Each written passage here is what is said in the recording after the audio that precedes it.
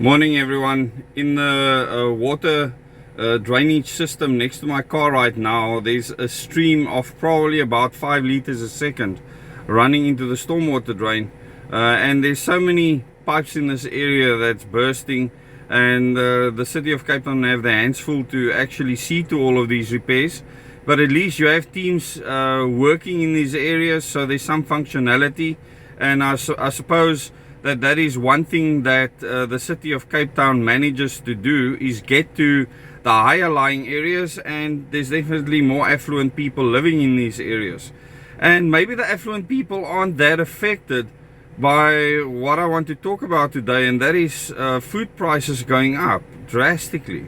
And I want you to really tell me how much the increase in food prices and all the other commodities like petrol. I just put in 200 Rand because I can't get it over my heart to fill up the tank, and I got it says I can do 140 kilometers with that. Now it says 120 kilometers, so you know, it's just a round trip to work and back for me, and that's going to cost me 200 Rand. How are you affected at this stage? How many of you travel long distances, and how many of you are struggling to make ends meet just with normal food, the basic food supplies that you need?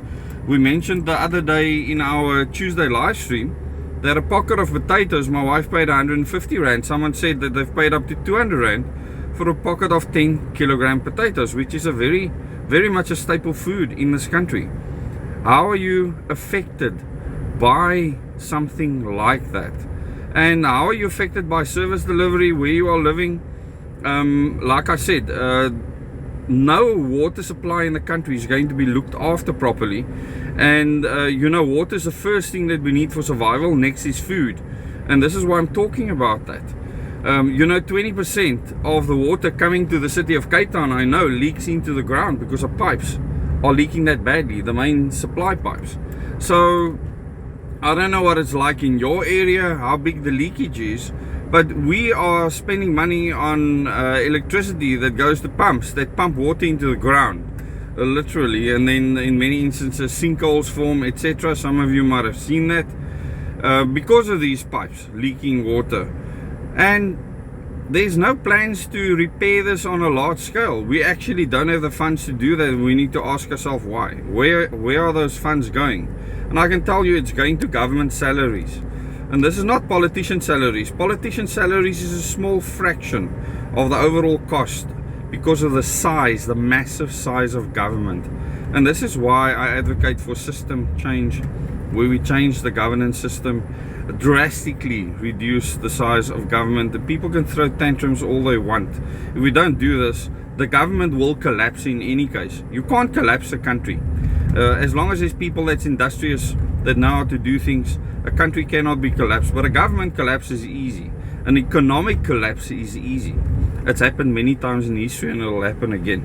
Thanks for watching this video. Tell me, please, in the comments, how you are experiencing the financial pinch. At this stage, I've asked people to rate it from 1 to 10, with 10 being I'm economically fine. Tell me how you feel at this stage about your economic situation. Most people that we've seen are in the 3 to 4, some 5 range. I haven't seen many people that are anything above 5 at all. It just shows you how direly people are struggling, and I wonder if the people here in the leafy areas, how are they doing with their big bond repayments and their fancy cars that they have to pay. It must be tough. Thanks. Bye.